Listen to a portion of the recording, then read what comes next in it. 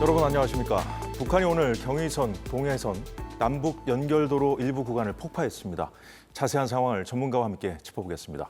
고려대학교 남성욱 통일융합연구원장 나왔습니다. 원장님 어서 오십시오. 안녕하십니까. 우리 군에서 어제부터 이 북한이 폭파 준비를 한 징후를 포착했다고 발표를 했었거든요. 그 예정된 수순이었을까요? 네, 일단 북한이 지난 9일 날 이걸 폭파를 예고를 했고요. 또 미군에게도 통보를 했고 또 우리 군한테도 뭐 일종의 경고를 했습니다. 그렇기 때문에 이제 이 폭파가 예정 임박이 됐다라는 건 파악했는데 이게 무인기하고 연계가 돼서 다소 빨라진 것인지는 조금 더 지켜볼 필요는 있을 거라고 봅니다. 그렇군요. 이제 북한이 이제 폭파를 하자 우리 군에서 즉각 대응 사격을 했더라고요. 이건 어떤 차원에서 이루어진 조치입니까? 네, 뭐 북측에다가 쏜 것은 아니고요. 거기 우리 이제 사격장 안에, 그러니까 포탄이 쐈을 때 우리 영역 MDL 비무장지대 남측에 떨어지게 이제 100m 구간에 이제 표적지를 만들어 놓고 K6, K4 일종의 뭐 기관총 일종이죠. 거기에 이제 탄약을 넣어서 폭탄은 아니고요. 탄약을 넣어서 발사를 했고요. 이건 일종의 이제 북한에게 하나의 메시지죠. 도발을 할 경우 우리도 대응할 수 있다라는 측면에서 경고성이라고 볼 수 있겠습니다. 우리가 이제 북한의 상황을 면밀히 주시하고 있다. 이런 메시지도 될 수 있겠군요. 자, 그런데 이제 북한군이 총참모부 명의로 해서 지난 9일이었어요. 보도문을 내고서 이 폭파할 거다. 오늘의 상황을 미리 예고를 했었거든요. 남북이 연결된 도로, 철길 완전히 끊어버리고 요새화할 것이다. 이런 발표를 했었고 6일이 지났습니다. 오늘까지. 그 사이에 무슨 일이 있었느냐. 이제 원장님께서 말씀하셨던 대로 한국에서 보낸 무인기가 평양 상공을 침투해서 대북 전단을 살포했다는 주장을 펴면서요. 거의 뭐 하루가 멀다 하고 요즘에 이제 대남 비난 성명을 내면서 우리를 위협해 왔었거든요. 이제 어쨌든 무인기 의혹을 제기하는 상황에서 또 벌어진 것이기 때문에 우리 군 당국 입장에서도 더 예의주시할 수밖에 없을 것 같은데 어떻게 보십니까? 네, 무인기에 대해서 저렇게 놀랄 줄은 몰랐는데 이건 사실 북한 정권의 트라우마가 좀 밑에 깔려 있습니다. 북한은 영공에 대한 스텔스 방어 기능이 매우 취약합니다. 특히 1950년 이제 8월부터 미군의 이제 공습이 평양에 떨어지기 시작을 합니다.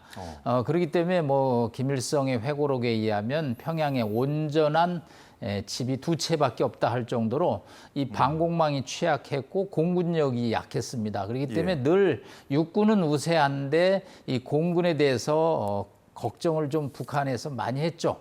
그런 상황에서 이게 평양 상공에 무인기가 뚫렸다고 하니까 북한 입장에서는 거의 뭐 경기에 가까운 지금 반응을 보이고 있습니다. 다만 이제 두 가지가 있다고 봅니다.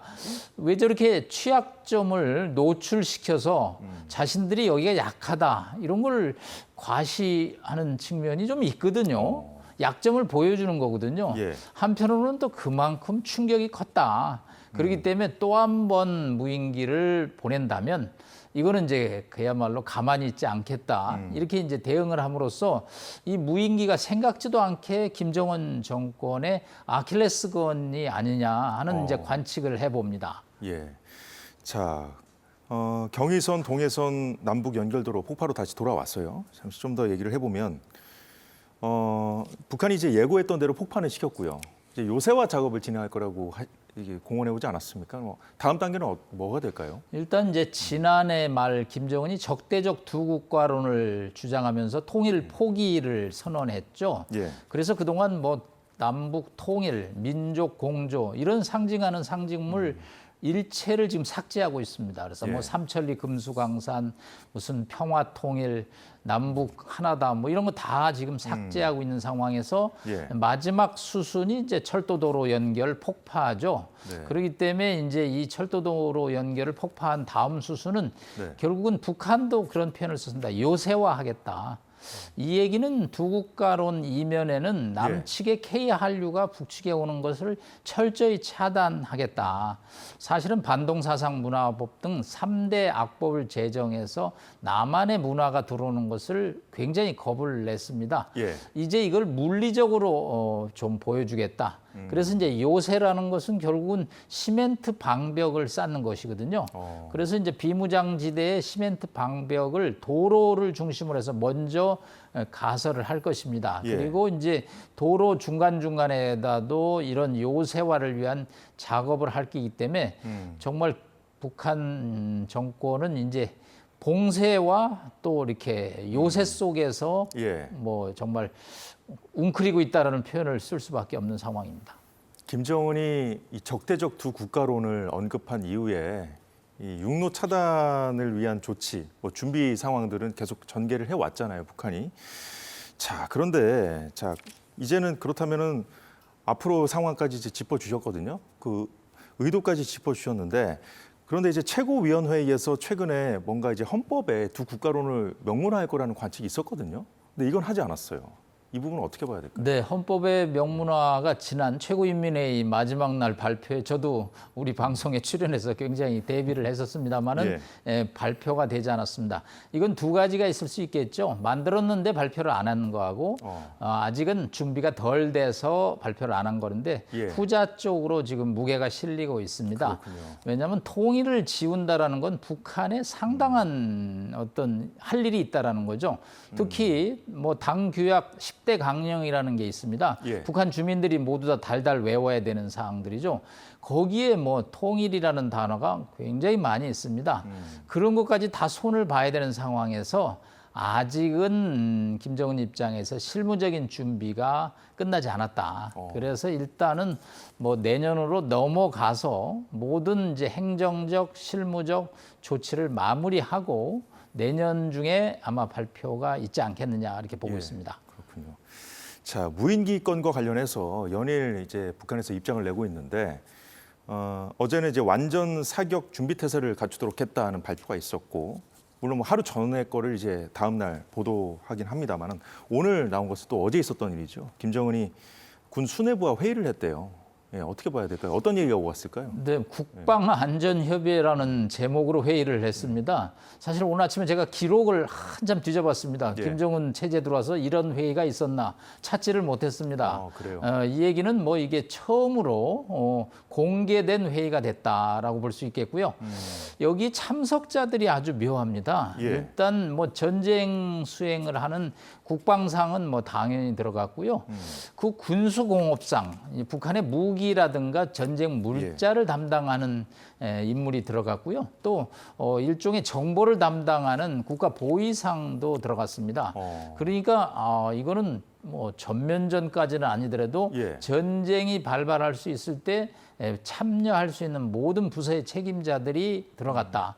그런 차원에서 김정은 입장에서는 이 무인기가 북한 체제를 심각하게 위협한다라는 판단을 한 것으로 보이고요. 앞으로 뭐 한 번 더 특히 김여정 입장에서는 이런 일이 재발된다면 가만히 있지 않겠다라는 이제 표현을 썼는데 그만큼 충격은 컸고 북한의 취약성이 역설적으로 노출되는 계기가 됐다는 말씀을 드리고 싶습니다. 자, 영공이 취약하다는 점이 노출됐기 때문에 이렇게 경기를 부리듯이 이렇게 민감하게 반응을 하고 있다는 말씀인데요. 어느 정도로 취약한지 좀 짚어보고 싶어요. 최근에 중국 동방항공 여객기가 실수로 했겠죠. 북한 영공에 들어갔다가 나오는 일이 있었는데 그게 뒤늦게 확인됐었거든요. 그러니까 북한이 전혀 모르고 있었다는 거잖아요. 근데 그런 일이 왜 발생하냐면 우리는 통합 방어 시스템입니다. 무슨 얘기냐면 평택이나 오산에서 한반도 전체의 영공을 직접 담당합니다. 그렇기 때문에 뭐 연평도에서 무슨 일이 일어나고 중국 동방항공이 북측 영공으로 들어갔다는 것도 잡아내거든요. 근데 북한은 평양만 하고 원산, 남포, 신의주 여기는 각자 있는 방공망으로 차단을 합니다. 그러니까 평양에서 백두산이 뚫려도 잘 모른다는 것이죠.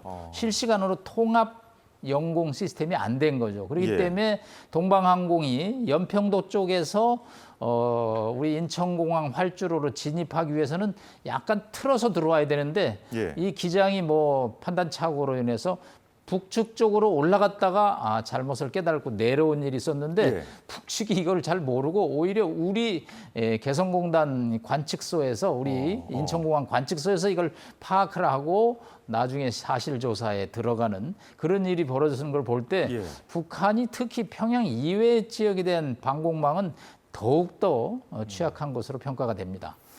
그렇군요. 그럼 영공이 취약하다 보니까 앞으로 계속해서 이제 무인기가 혹시나 어디서 또 들어올까 계속 북한도 이제 예민하게 들여다볼 텐데 지금 이 무인기를 어디서 보냈는지 자체가 지금 불분명하지 않습니까?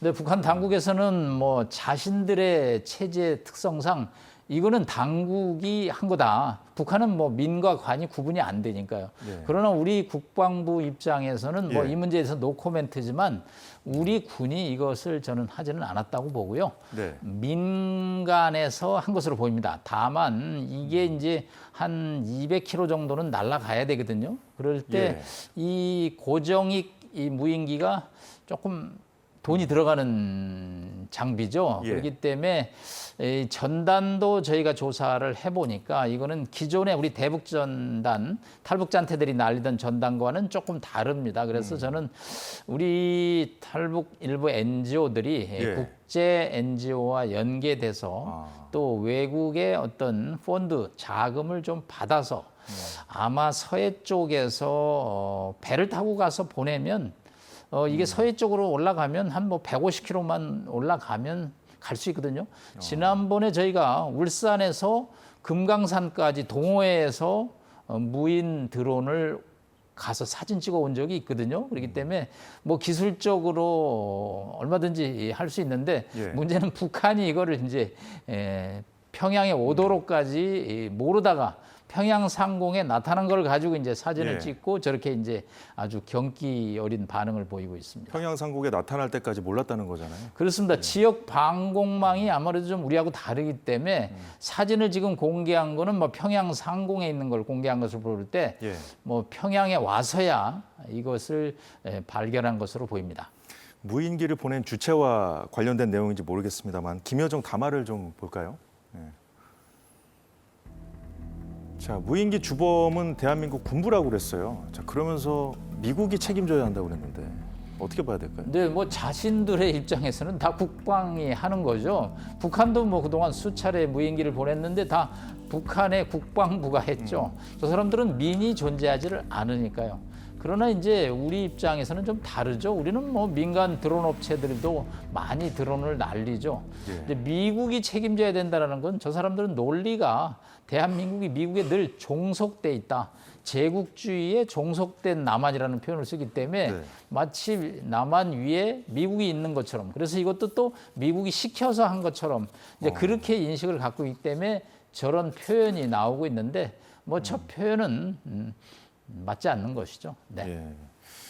자, 그런데 이제 또다시 이런 일이 반복되면 뭐 가만히 있지 않겠다고 지금 우리를 위협하고 있는 상황이지 않습니까? 근데 우리 정부도 이제 모르고 통제할 수 없는 뭔가 다른 존재가 보낸다면 또 이제 남한 당국이 그런 거라고 좀 뒤집어 씌우지 않겠습니까? 어떻게 대처해야 되겠습니까? 네, 우리 뭐 군이나 우리 정부 당국에서 일단은 북측으로 가는 이 무인기는 좀 우리가 관리를 할 필요가 있습니다. 다만 예. 뭐 24시간 365일 우리는 뭐 자유주의 국가에서 개인들의 행동을 일일이 통제하는 것은 물리적으로 한계가 있기 때문에 어려움은 있습니다만은 예. 당분간은 조금 비무장지대를 중심으로 해서 우리 군과 경찰이 북측으로 보내는 무인기 이 활동에 대해서는 좀 더 적극적으로 조금은 감시 활동을 할 필요가 있다고 생각합니다. 그렇군요. 자, 이제 무인기 건 이제 대한민국이 보냈다고 이제 주장한 날이 11일이었어요. 그 전까지는 우리 군이 이제 10월 1일 날 공개했던 현무 5라든가 타우러스 미사일 실사격한 장면도 공개하지 않았습니까? 자, 이런 우리 군의 움직임에 굉장히 민감하게 반응했었거든요. 이제 이 상황을 다 연결해서 봐야 되겠죠. 네, 타우러스는 북한에서도 조금 아주 무서운 무기죠. 이게 벙커 버스터라고 그래서 주로 이제 평양의 지하에 이제 김정은이 있습니다. 그런데 지하까지 이제 뚫고 들어가기 때문에 굉장히 위협적인 무기인데 이것이 이제 공개되는 데 대해서도 뭐 예민한 반응을 보일 수밖에 없고요. 뭐 이런 일련의 상황은 적대적 두 국가론 이후에 북한도 어느 정도 예상을 했기 때문에 뭐 북한도 나름대로 어떻게 대응할까 하는 카드는 아마 준비를 하고 있을 것으로 보입니다. 예. 자, 그런데 이제 우리 군의 지금 대응 상황을 보면요. 오늘 밝힌 합참의 입장을 보면 지금 일련의 상황 사태에 대한 책임 북한에 있다고 분명히 말했고요. 쓰레기 풍선을 멈추라고 했어요. 근데 이제 북한이 앞으로 어떻게 나올지 좀 우리가 잘 봐야 될 것 같은데요. 네, 일단 북한은 한 3가지 정도 예상이 됩니다. 일단 우리 예산 1,800억이 들어간 철도도로를 오늘 폭파를 했습니다. 요새와 다음에는 이제 우리에 대해서 맞대응을 하겠죠. 그 무인기 맞대응은 우리 과거에도 뭐 용산 쪽으로도 무인기가 날아왔는데 이제 본격적으로 어떤 비무기성 일종의 드론을 활용해서 우리 중심부 즉 서울 상공을 아마 위협할 가능성이 크고요. 그다음에 이제 또 국지적인 뭐 도발, 특히 육상보다는 해상, 특히 서해 NLL은 본인들이 치고 빠지기가 좋거든요. 그런 차원에서 우리 어선들에 대한 또 보호도 필요하고요. 또 비무장지대에서 기습적으로 어떤 지역을 들어왔다가 도발을 하고 다시 후퇴하는 그런 양상이 아마 가을부터 깊어질 것으로 예상이 됩니다. 네, 우려스럽습니다. 러시아 외무부도 북한 이 무인기 사건을 한국의 주권 침해라고 이제 주장하면서 북한을 거들고 나섰더라고요. 한반도는 물론 그 주변 상황까지 저희가 주시해 봐야겠습니다. 네, 고려대학교 남성욱 통일융합연구원장이었습니다. 오늘 말씀 잘 들었습니다. 감사합니다.